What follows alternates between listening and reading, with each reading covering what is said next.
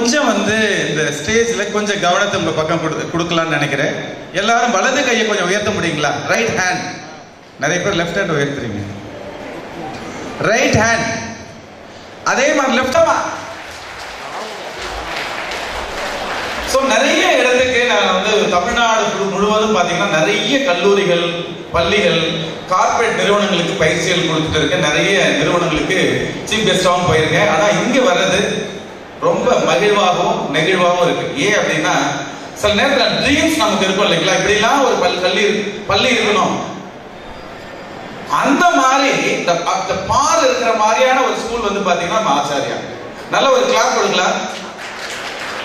வாழ்க்கை என்ற பயணத்தில் பாத்தீங்கன்னா நிறைய பேர் வந்து ஒரு பயணம் போயிட்டே இருக்கும், ஆனா நிறைய நேரத்துல ஓடிட்டே இருக்கும். ஆனா ஒரு பர்பஸ்ஃபுல்லா பயணம் பண்றவங்க ரொம்ப கம்மியான பேரு. ஸோ அது மாதிரி நல்ல ஒரு பர்பஸ்ஃபுல்லா நான் வந்து வந்த உடனே ஒரு வீடியோ வந்து அந்த ஒரு ஸ்கூல்ல நடந்த 1 இயர் ப்ரோக்ராம அழகா ஒரு வீடியோவா ஒரு 3 நிமிடத்துல அந்த வீடியோ பார்த்தா ரொம்ப சூப்பரா இருந்தது. என்னென்னலாம் ஈவெண்ட் இருக்கு. இதுல நான் ஆச்சரியப்பட்ட விஷயம் என்ன தெரியுங்களா? எல்லாமே எக்ஸ்பீரியன்ஷியல் லேர்னிங்கா இருக்கு. இப்போ யூஎஸ்ல எல்லாம் ஃபாரின்ல எல்லாம் பாத்தீங்கன்னா இப்போ ரீசெண்டா ஒரு ஸ்கூலு, அந்த ஸ்கூல் எப்படி இருக்குன்னா கட்டடமே கிடையாது, பில்டிங்கே இல்லை, எல்லாமே செடிகள், கொடிகள், மரம், அப்படியே வெளியில மட்டும் ஒரு காம்பவுண்ட் மட்டும் போட்டுட்டாங்க. குழந்தைங்க வந்து வாக்கிங் நடக்கிறதே பாத்தீங்கன்னா கிட்டத்தட்ட ஒரு நாளைக்கு 3 கிலோமீட்டர் நடந்து போற மாதிரி இருக்கு. அங்கங்க வந்து ஒரு பிளேஸ் மட்டும் வச்சிருக்காங்க, டிஜிட்டல் பேஸ்டு. ஆச்சரியமா இருக்கு.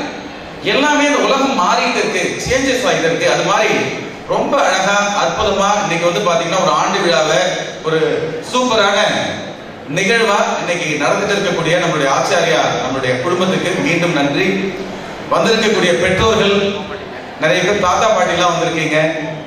பேரை என்ன பண்றான், பேத்தி என்ன பண்றா அப்படி பார்க்கணும்ட்டு எல்லாருக்கும் வந்து இந்த நேரத்துல மீண்டும் நன்றி. கொஞ்சம் ரிலாக்ஸ்டா இந்த நிகழ்ச்சிக்குள்ள நீங்க முழுமையா கலந்துக்கலாம். இப்போ 2-3 செய்தியோட ஒரு பயிற்சியாளரா 2-3 செய்தியோட நான் வந்து என்னுடைய ஒரு சிற்றுரையை முடிச்சுக்கலான்னு இருக்கேன். பொதுவா நம்ம கேள்விப்படுறோம் இல்லைங்களா, எண்ணம் போல் வாழ்வு, எண்ணங்களே உலகை ஆள்கின்றன அப்படின்னு சொன்னது பாத்தீங்கன்னா என்னுடைய குருநாதர் டாக்டர் எம்.எஸ். உதயமூர்த்தி. அது மாதிரி எண்ணங்கள், நல்ல எண்ணங்கள் தான் அடுத்த லெவலுக்கு கொண்டு போகும். நிறைய பெற்றோர்கள் பார்த்தீங்கன்னா ரொம்ப ஸ்ட்ரெஸ்டா இருக்கீங்க. ஐ டோன்ட் நோ ஏன் தெரியல. பையன் ரொம்ப படுத்துறான், சொல்றதே கேட்க மாட்டான், எப்படித்தான் ஹேண்டில் பண்றதுனே தெரியல, ரொம்ப வாலா இருக்கான். அதுக்கு ஏன் பெற்றீங்க? சாரி, நெகட்டிவான கேள்வி கிடையாது. குழந்தைங்கன்னா எப்படி இருப்பாங்கன்னா கிரியேட்டிவா இருப்பாங்க. குழந்தைங்களுடைய பேஸ் என்னன்னா கிரியேட்டிவிட்டி, புதுமையா ஏதாவது பண்ணுவாங்க. எதுவும் பண்ணாம குழந்தை அப்படியே வரா, பேக கொண்டு வரா, வந்துட்டு ஸ்கூல்ல வச்சுட்டு எதுவும் பேசாம அப்படியே போய் உட்கார்ந்துருக்கான சம்திங் ப்ராப்ளம். அந்த குழந்தைக்கு சைக்காலஜிக்கலா இஷ்யூ இருக்குன்னு அர்த்தம். குழந்தை பால் பண்றான், நல்ல சத்தம் போடுறான், நல்ல விளையாடுறான், பாட்டு பாடுறான், நல்ல ஃபைட் எல்லாம் பண்றான்னா குழந்தை ரொம்ப நார்மலா இருக்குன்னு அர்த்தம். அதை நல்லா முதல்ல புரிஞ்சுக்கோங்க.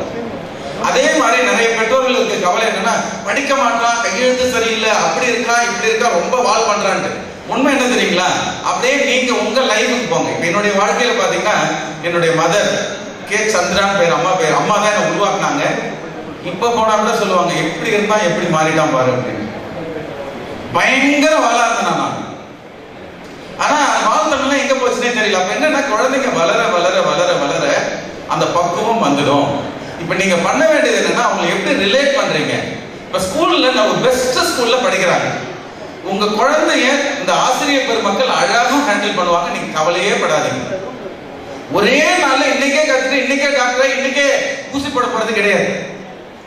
ஒரு செடி கொஞ்சம் ஒரு விதை மரமாக இருந்து கேள்விப்பட்டிருக்கோம் இல்லைங்களா? ஒரு விதை மரமாகுதுன்னா என்னன்னா முதல்ல விதைக்கணும், அது மண்ணுல அது ஒரு ஈரப்பிடிப்போட இருந்து கொஞ்சம் கொஞ்சமா தான் வளருது, பூக்குது, காய்க்குது, மரமாகும். அதே மாதிரி இயற்கை தன்மை தான் குழந்தைகளும். கண்டிப்பா வளருவாங்க. சரியான சூழ்நிலையை நீங்க கிரியேட் பண்ணிருக்கீங்க. உண்மையாலுமே ஒரு பெஸ்ட் எஜுகேஷன் கொடுக்கக்கூடிய பேரண்ட்ஸா நீங்க இருக்கீங்க. உங்களுக்கு நல்ல ஒரு அருமையான பாராட்டு கொடுக்கலாம். அந்த நேரத்தில் can we all acknowledge everybody. நல்ல ஒரு உற்சாகமான கிளாப் எல்லாருக்கும் கொடுக்கலாம். பொதுவா நம்மளுடைய மங்கையர்கள், அதாவது பெண்கள் பாத்தீங்கன்னா கொஞ்சம் வந்து கணவனை அக்னாலேஜ் பண்றது ரொம்ப கம்மியா இருக்கு. ஆமாங்க, கரெக்டா சொல்றீங்க. தயவு செய்து அக்னாலேஜ் பண்ணுங்க.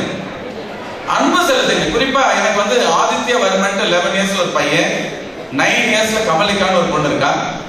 என் ஒய்ஃப் பாத்தீங்கன்னா அடிக்கடி கிரிட்டிசைஸ், அவன் படிக்க மாட்டான், இதை பண்ண மாட்டான், அதை செய்ய மாட்டான், அப்படி இருக்கான். அவனை ஃப்ரீயா விடுமா. அடுத்ததான் நான் ஒரு பயிற்சியாளராக இருந்தால என் பொண்ணு என்ன ஆகணும் இப்ப தெளிவா தெரியும். அவன் என்னன்னா இப்பவே ஐஏஎஸ் அதிகாரியா ஆகணும்.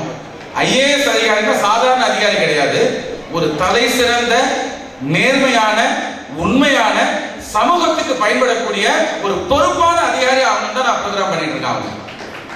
நிச்சயமா இறை அருளோட அது நடக்கும். அது மாதிரி என் பையனுடைய என்ன சொல்லி வளர்க்கிறேன்னா, மினிமம் நீங்க 1 லட்சம் பேருக்கு வேலை கொடுக்கக்கூடிய ஒரு பெரிய தொழிலதிபரா மாறணும் அப்படின்றது தான் அவனுடைய ப்ரோக்ராம். இப்பவே பாத்தீங்கன்னா வீட்டுக்கு போனா, டாடி இவருக்கு பென்ஸ், இது ஃபெராரி, இது வந்து பாத்தீங்கன்னா ஜாக்வார், இந்த கார் பாத்தீங்கன்னா லும்பார்கனி, இந்த கார் பாத்தீங்கன்னா 7 சீரிஸ், இது வந்து 5 சீரிஸ் சொல்றாங்க. ஆச்சரியமா இருக்கு. கார் ஒரு பக்கம் இருக்கட்டும், ஆனா அவனுடைய ஆட்டிடியூட், ஸ்டேஜ் வந்து பேசுறான், நிறைய விஷயங்கள் பண்றான், ப்ராஜெக்ட் பண்றான். நான் ஒரு வாரமா வெளியில அவுட் ஆஃப் ஸ்டேஷன் தமிழ்நாடு முழுவதும் ஒரு சுத்து வந்துட்டாங்க. நான் நெல்லையில் ஆரம்பிச்சு மதுரை, திருச்சி, அப்படியே திருப்பூர்ல இருந்து கோயம்புத்தூர்ல இருந்து அப்படியே வேலூர் வந்துட்டு, வேலூர்ல இருந்து திரும்ப சேலம் வந்து, சேலத்துல இருந்து பாண்டிச்சேரி வந்திருக்காங்க. கம்ப்ளீட்டா அவுட் ஆஃப் ஸ்டேஷன்.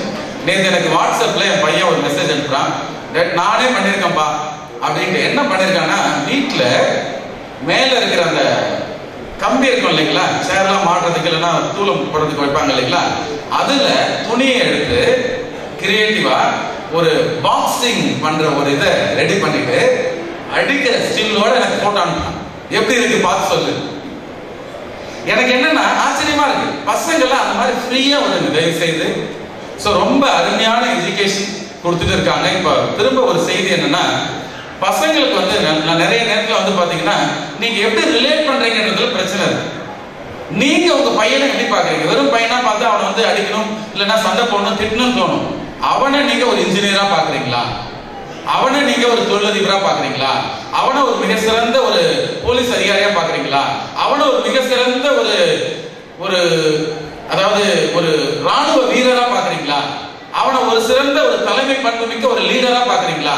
அப்படி நீங்க அவங்கள ரிலேட் பண்ண ஆரம்பிச்சிட்டீங்கன்னா அவங்கள்ட்ட பேசுற விதம், நடந்துக்கிற விதம், நம்ம அவனை புரிஞ்சுக்கிற விதம் எல்லாம் மாறும். தயவு செய்து அது மாதிரி ஒரு ஸ்பேஸை கிரியேட் பண்ணுங்க. அதுதான் ரொம்ப ரொம்ப ரொம்ப ரொம்ப முக்கியமா இருக்கு. அடுத்ததா நிறைய பெற்றோர்கள் இங்க இருக்கிறதால ஒரு செய்தியை பகிர விரும்புறேன்.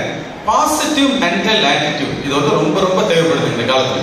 அதோட அடுத்த பரிமாணமா இப்ப என்ன ஆயிடுச்சுன்னா, பாசிபிலிட்டி மென்டல் ஆட்டிடியூட் அப்படின்றாங்க. பாசிபிலிட்டினா என்ன? சாத்தியமான விஷயங்கள். உதாரணத்துக்கு ஒரு எளிமையான ஒரு உதாரணத்தை இப்ப இன்னும் ஒரு 5 நிமிடத்தினுடைய ஷேரிங் முடியும் போது, பேனா இருக்கு, எழுதுறது தவிர இதோட என்னென்னலாம் பண்ணலாம் அப்படின்னு யோசிச்சு பாத்தீங்கன்னா என்னென்னலாம் பண்ணலாம்? கொஞ்சம் கையை உயர்த்துங்க பார்க்கலாம். அப்படி கையை உயர்த்துங்க, வலது கையை உயர்த்துங்க. எல்லாரும் இங்கே தானே இருக்கீங்க, நிறைய பேர் கை தூக்கல. நல்ல கையை உயர்த்துங்க, ஒரு வேவ் பண்ணுங்க பார்க்கலாம். Comma, very good. சோ இந்த பேனா எழுதுறது தவிர என்னென்னலாம் பண்ணலாம் அப்படி கொஞ்சம் யோசிச்சு பாத்தீங்கன்னா, ஸ்கேலா யூஸ் பண்ணலாம், பேப்பர் வெயிட்டா யூஸ் பண்ணலாம், கிளிப்பா பயன்படுத்தலாம், துணி காய போடுறதுக்கு, பொட்டு வைக்கிறதுக்கு பயன்படுத்தலாம், மார்க் பண்ணலாம். சப்போஸ் லைட்டா இன்ச்சிங் இருக்குன்னா லைட்டா அதுவும் பண்ணலாம். அடுத்தது தூக்கி போட்டு விளையாடலாம், அப்படி பாயிண்ட் பண்றதுக்கு யூஸ் பண்ணலாம், நம்பர் 1 சொல்றதுக்கு பயன்படுத்தலாம், கிஃப்டா பயன்படுத்தலாம். சப்போஸ் நூல் விழுந்துச்சு அப்படின்னா நூலை சுத்தி வைக்கலாம். சேர்ல இடுக்கு இருக்கு, கொஞ்சம் ஷேக் ஆகுது அப்படின்னா ஷேக் ஆகாம இருக்கிறதுக்கு வைக்கலாம். என்னென்னலாம் பாசிபிளா யோசிக்கலாம் அப்படின்னா 80 விதமா ஒரு பேனாவை பயன்படுத்த முடியுது. ஒரு சாதாரண பேனாவை 80 விதமா சாத்தியமா பயன்படுத்த முடியும்னா, மனித ஆற்றல் ஒரு உயிரில்லாத ஜீவனை 80 அதாவது 70 விதமா பயன்படுத்த முடியும் போது, உலகத்தின் அதிசயம் மனிதன். உலகத்துல அதிசயத்தில் அதிசயம் மனிதன். நீங்க வேற குழந்தையோட தயவு செய்து கம்பேர் பண்ணாதீங்க. அவன் அவ்வளவு மார்க் எடுத்துட்டா, இவன் அவ்வளவுதான் எடுத்திருக்கா, நீ என்ன படிச்சிருக்க, அவன் கையில் சரி இருக்கு, நீ கையில் சரியில்லை அப்படிலாம் தயவு செய்து ஒருத்தவங்களோட ஒருத்தவங்க கம்பேரே பண்ணாதீங்க. இந்த கட்டவிரல் ரேகை இருக்கு இல்லைங்களா, கொஞ்சம் அப்படியே எல்லாரும் கட்டவிரல் அப்படி உயர்த்தி காமிங்க பார்க்கலாம். சக்சஸ் காமிக்கிற மாதிரி காமிங்க. சில பேர் எப்படி தெரியல காமிக்கிறாங்க, சீரியஸா காமிக்கிறாங்க. சந்தோஷமா காமிங்க பார்க்கலாம். கமான், அந்த கட்டவிரலை அப்படியே கொஞ்சம் திருப்பி பாருங்க. ஒரு ஹலோ சொல்லுங்க பாருங்க. ஹலோ ஹலோ சொல்லுங்க. ஹலோ, சும்மா சொல்லுங்களேன். ஹலோ, சில பேர் ஹலோ ஹலோ ஹலோ ஹலோ. அதாவது உங்களுடைய கட்டவிரல் ரேகை இருக்கு பாத்தீங்களா, இது வந்து உலகத்துல 750 கோடி பேர் இருக்கிறதா ஒரு புள்ளி விவரம் சொல்றாங்க. அப்ராக்சிமேட்டா இந்த 750 கோடி பேர்ல உங்களுக்கு இருக்கிற ரேகை மாதிரி இன்னொருத்தவங்களுக்கு இல்லைங்களா? உங்க குழந்தைக்கு இருக்கிற ரேகை மாதிரி இன்னொருத்தவங்களுக்கு இல்லைங்களா? இதை விட ஆச்சரியம்னா, ஆல்ரெடி யார் யாரெல்லாம் இறந்து போனாங்களோ அந்த இறந்து போன அந்த ரேகை கூட உயிரோட இருக்கிற ரேகையோட ஒத்து போலிங்க. ஒவ்வொருத்தருடைய ரேகையுமே வேற வேறையா இருக்கு. நான் வந்து ஒரு பயிற்சியாளராக கொஞ்சம் யோசிச்சு அப்படி டீப்பா பேக்ரவுண்ட் போகும்போது பாக்குறேன், நிறைய டெக்னாலஜிஸ் வந்துருக்கு. இப்போ வந்து பாத்தீங்கன்னா இண்டஸ்ட்ரியல் ஏஜ் பேசுறோம், அதுக்கப்புறம் இன்ஃபர்மேஷனல் ஏஜ் ஆயிடுச்சு. இப்போ பாத்தீங்கன்னா நெட்வொர்க்கிங் ஏஜ்ல இருக்கணும். பவர் ஆஃப் கம்யூனிகேஷன், அந்த நெட்வொர்க்கிங் தான் அடுத்த பரிமாணமா மாறிட்டு இருக்கு. அதாவது கட்ட விரலுடைய அளவு பாத்தீங்கன்னா ஒரு இன்ச் இருக்கலாம், 1.5 இன்ச் இருக்கலாம். 1.5 இன்ச்ல ஒரு 100 டிசைன் வைக்கலாம், 200 டிசைன் வைக்கலாம், 500 டிசைன் வைக்கலாம், 1000 வைக்கலாம், 1 லட்சம் வைக்கலாம், 2 லட்சம் வைக்கலாம், 1 கோடி வைக்கலாம். 750 கோடி டிசைனை வச்சு படைச்சிருக்கானா படைத்தவன் எவ்வளவு பிரம்மாண்டமான நினைச்சு பாருங்க. சோ கிரேட், ஆச்சரியமா இருக்கு. ஃபிங்கர் பிரிண்ட் டெக்னாலஜி வந்துருச்சு. இப்ப சர்வசாதாரணமா நிறைய மொபைல் போன்ஸ்ல பாத்தீங்கன்னா நீங்க ஃபிங்கர் வச்சாதான் ஓபன் ஆகும். ஈவன் ஆதார் கார்டுல கூட பாத்தீங்கன்னா 5 விரல்ல வந்து எடுக்கிறாங்க, ஹை பால்ஸ் அது மாதிரி கேப்சர் பண்றாங்க. உங்களுக்கு இருக்கிற ரேகை மாதிரி இன்னொருத்தருக்கு இல்ல. அப்ப என்ன அர்த்தம்னா, இங்க இருக்கிற ஒவ்வொரு குழந்தையுமே ஒவ்வொரு பெற்றோருமே யூனிக், தனித்தன்மை மிக்கவர்கள். நம்ம குழந்தை ஸ்பெஷல், நம்ம பேர ஸ்பெஷல், நம்ம பேத்தி ஸ்பெஷல். அந்த மனநிலையோட அவங்களை புரிஞ்சுக்க நீங்க வந்து அவங்களுடைய எண்ண ஓட்டத்தை தயவு செய்து காது கொடுத்து கேளுங்க. நிறைய பேரண்ட்ஸ் பாத்தீங்கன்னா இதை பண்ணாது, அதை செய்யாது, அப்படி பண்ண அப்படியே, இதை தூங்காது, ஏன் அதை எடுத்த, ஏன் இதை பண்ற, இதை மட்டும் ஏன் செஞ்ச, இது ஏன் எழுத சொன்னாங்க, அவன் என்னதான் பண்ணுவான்? நான் கேட்கிறேன், பசங்களை ஃப்ரீயா விட்டாதான் கிரியேட்டிவிட்டி வளரும். நம்ம எதுவுமே பண்ணாத அப்படின்னா அந்த குழந்தை எப்படி வளருவான்? தவறு பண்ணாம திருத்திக்க முடியாது. குழந்தைங்களுக்கு ஸ்பேஸ் கொடுங்க, என்கரேஜ் பண்ணுங்க, மோட்டிவேட் பண்ணுங்க. நிறைய விஷயங்கள் வந்தாங்கன்னா ஸ்கூல்ல இருந்து வந்தா என்ன நடந்ததுன்னு கேளுங்க. அதே மாதிரி குழந்தைங்களை பேச விட்டு அவங்களை வந்து அக்னாலேஜ் பண்ணுங்க, பாராட்டுங்க. வாழ்த்தனை பண்ணானா அதை கூட ரசிங்க. இப்படி கொஞ்சம் கொஞ்சமா அந்த ஸ்பேஸ்ல இதை இங்கிலீஷ்ல என்ன சொல்லுவாங்கன்னா சூசிங் அப்படின்னுவாங்க. என் பையன் ரொம்ப வாழுதான் அப்படின்னு ஒரு பெற்றோர் சூஸ் பண்ணிட்டாங்கன்னு வச்சுக்கோங்களேன், அடுத்த முறை அவன் வாழ்த்தனை கொஞ்சம் கம்மியா பண்ணும்போது நமக்கு என்ன தோணும்னா, போனதுக்கு இப்ப பரவாயில்லையே, ரொம்ப மாறிட்டாங்க. ஏன்? பிகாஸ் நீங்க சூஸ் பண்ணிட்டீங்க. என் ஒய்ஃப் கோபக்காரி தான் அப்படின்னு சூஸ் பண்ணிக்கோங்களேன். வீட்டுக்காரர் வந்து அடுத்த முறை அந்த அம்மா வந்து கோபப்படும் போது, பரவாயில்ல, போன வாட்டி கோபப்பட்டதுக்கு ரொம்ப கம்மியா தான் இருக்கு, பரவாயில்ல. தோணுமா தோணாதுங்களா? எங்க மாமியார் இப்படி தான் சூஸ் பண்ணிக்கோங்களேன், எப்படி இருக்கும்? அது வித்தியாசமான அனுபவமா இருக்கும். அது மாதிரி பவர் ஆஃப் சூசிங் மாதிரி உங்க குழந்தைய சூஸ் பண்ணிக்கோங்க. ஒரு அற்புதமான ஒரு குழந்தை, அதாவது உங்க குழந்தை ஆல்ரெடி வெற்றியாளர். தயவு செய்து அதை புரிஞ்சுக்கோங்க. அவன் ஆல்ரெடி வெற்றி தான் பெற்றுட்டான். இந்த உலகத்துக்கு வந்ததே வெற்றி தான். ஏன் அப்படின்னா, முதல்ல நிறைய பெற்றோர்கள் இப்பெல்லாம் பாத்தீங்கன்னா குழந்தை இல்லாத பெற்றோர்கள் பார்க்கும்போது ரொம்ப வேதனையா இருக்கு. சோகம், அந்த வருத்தம், அந்த அதாவது குழந்தை இல்லைன்ற அந்த வருத்தத்தை எந்த ஒரு விஷயத்தாலே காம்பன்சேட் பண்ண முடியாது. ஆனா நம்ம என்ன பண்றோம், ஒரு குழந்தை கருவாயி ஒரு 3 மாசத்துல அந்த குழந்தை கலந்துருக்கலாம், 6 மாசத்துல ஏதாவது ஆயிருக்கலாம், 7 மாதத்துல ஏதாவது ஆயிருக்கலாம், 8 மாதத்துல ஆயிருக்கலாம், 9 மாதத்துல ஆயிருக்கலாம். ஆனா 1 இயர், அதாவது 10 மாதம் வரைக்கும் நல்லா இருந்து அழகா டெலிவரி ஆயிருக்குன்னா அந்த குழந்தை வெளியில வரும்போது சக்சஸ் அப்படின்ற ஒரு எண்ணத்தோட தான் வெளியில வரும். Yes or no? உண்மையாலுமே இந்த தகவல் பிடிச்சிருந்தா நல்ல ஒரு உற்சாகமான கிளாப் கொடுக்கலாம். உங்க பையன் பிறக்கும் போதே வெற்றிங்க. இன்னும் அவனை வளர்க்கறதுக்கான விஷயத்தை மட்டும் ஸ்பேஸ் பண்ணா போதும், என்கரேஜ் பண்ணா போதும். நம்ம என்ன பண்ணோம், பெற்றோர்கள் நார்மலா தவளை திரும்பி படுக்கும் போதே நம்ம கை தட்டோம், பாராட்டும். பையன் கவுந்துட்டான், தலை நிக்கிறதுக்கு நம்ம நல்லா இருக்கு, தலை நினைச்சின்றோம். அதே கத்தி கத்தி நடந்து வரும்போது கை தட்டோம். அதே ஸ்பேஸ கொஞ்சம் 4 வயது, 5 வயது, 6 வயது, 7 வயது, 2வது 3வது 4வது படிக்கும் போது மட்டும் பாத்தீங்கன்னா படிக்க மாட்டான், கேட்க மாட்டான், சத்தம் போடுறான். ஏன் திடீர்னு இப்படி மாறினீங்க? தயவு செய்து புரிஞ்சுக்கோங்க. நல்ல ஒரு அருமையான ஒரு நல்ல உலக தரம் வாய்ந்த ஒரு பள்ளியில உங்க குழந்தை படிச்சுட்டு இருக்காங்க. அந்த குழந்தைய டீச்சர்ஸ் வந்து 100% நல்லா டேக் கேர் பண்ணிப்பாங்க. கண்டிப்பா உங்க பசங்க உங்க குழந்தைகள்லாம் ஒரு மாபெரும் சாதனை படைக்க போறாங்க. உதாரணத்துக்கு சொல்லணும்னா இந்த மாதிரி கல்லூரி இந்த மாதிரி பெரிய ஸ்கூல்ல படிக்கிற வாய்ப்புலாம் எனக்கு கிடையாது. சாதாரண கிராம பள்ளியில ஒரு ஏழ்மை ஒரு விவசாய மகனா பிறந்தவன் தான் நான் உதயசான்றோன். 10வது வரைக்கும் மேல படிக்க முடியாத அளவுக்கு வசதி இல்லை. ஆனா அப்படி இருந்தும் பார்ட் டைம் ஜாப் பண்ணிக்கிட்டே படிச்சேன். +2க்கு அப்புறமா அதுக்கப்புறமா கல்லூரிக்கு போற வாய்ப்பு எனக்கு கிடைக்கல. அண்ணனை வந்து இன்ஜினியரிங் படிக்க வச்சாங்க, என்ன படிக்க வைக்கல. இருந்தாலும் ஒரு சோகம் இருந்தும் ஒரு 10 ஆண்டுகள் படிக்கவே இல்லை.